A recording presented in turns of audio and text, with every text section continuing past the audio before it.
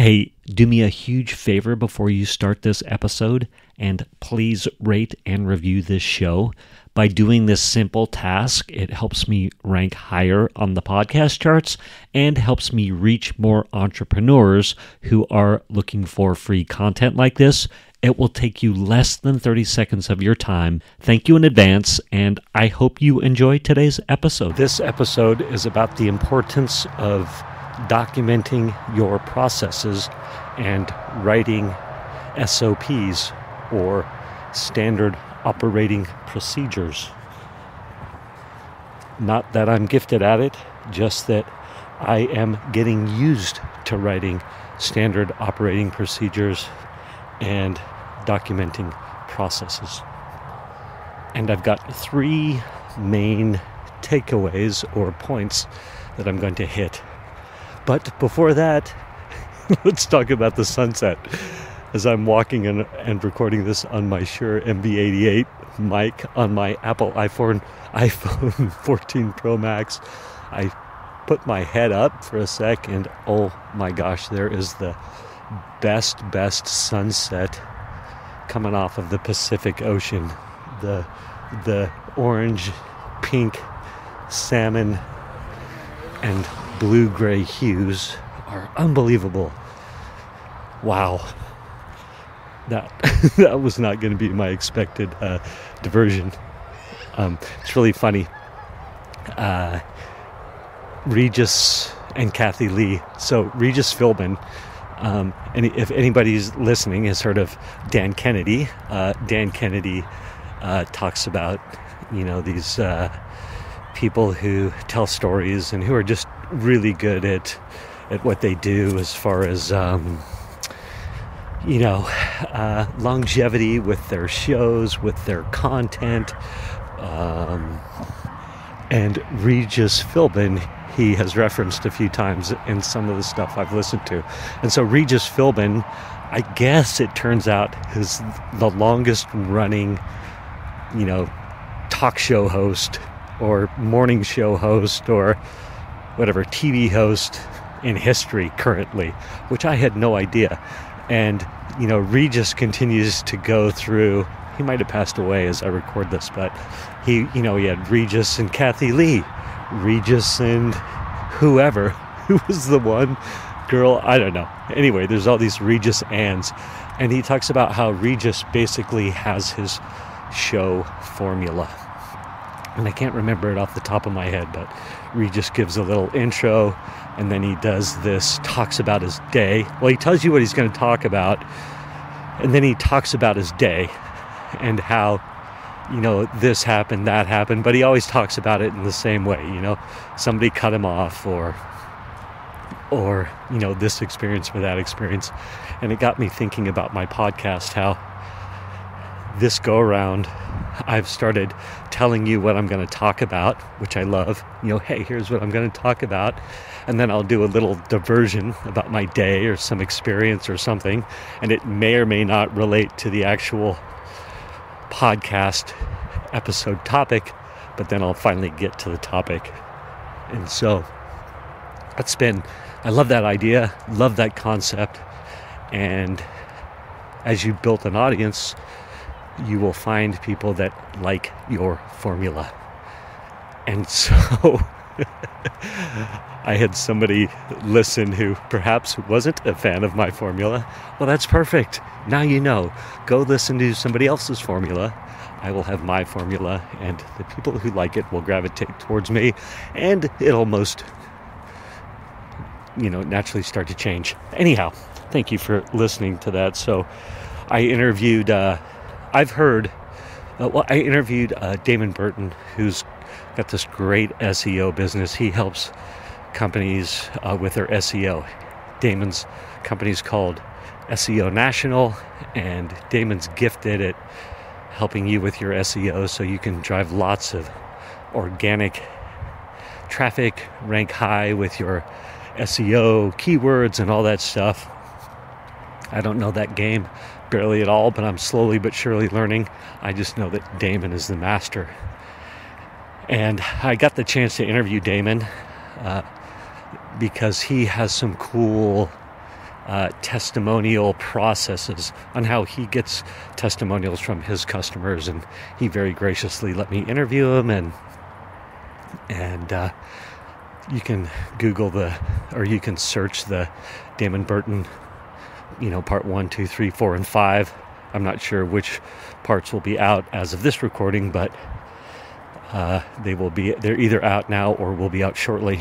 And he talked about what helped him scale and grow his business was when he went through his SOP process. When he documented his process, he created standard operating procedures for all the things that he does. And it was what he said was he didn't start out by documenting those processes.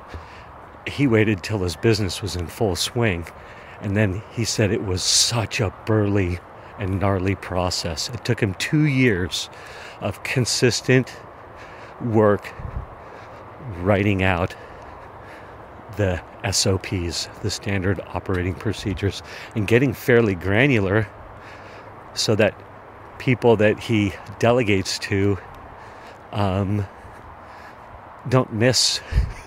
have to make assumptions, because it's when you start having to make assumptions that problems can happen. So don't assume anything. But it was very interesting to hear him talking about it and how it's helped him have a ton of success and scale once he got those SOPs out.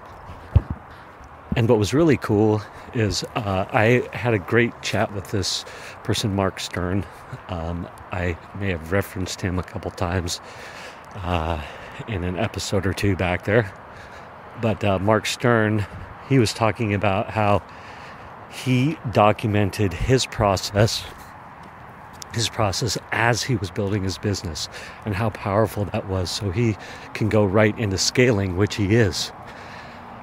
And I heard him say that and I let it go by, but I wanted more information. So the next successful online marketer style person was Damon Burton. So I'm interviewing Damon, and he started talking about documenting the process, and I got to dig in a little bit and ask him, what the heck does that even mean? And so anyway, here we go. Documenting processes. So for example, some of them that I've done are how to publish a podcast episode, or how to edit up a video, how to do all these different things. The benefits of this, here we go, the benefits. First, it's good practice. It's good practice. And actually, I have found that I can reference them myself, because as I am starting to have minor successes and gain ground, my attention can get pulled in different areas as I'm learning and trying things, and then I'll go back to something and go, how the heck did I do that? Or how does that work? And I've been able to refer to my own standard operating procedures. So it's great practice to have them for yourself, especially if you're a solopreneur and your attention gets pulled away and you come back to something and need to remember the process on how to do it.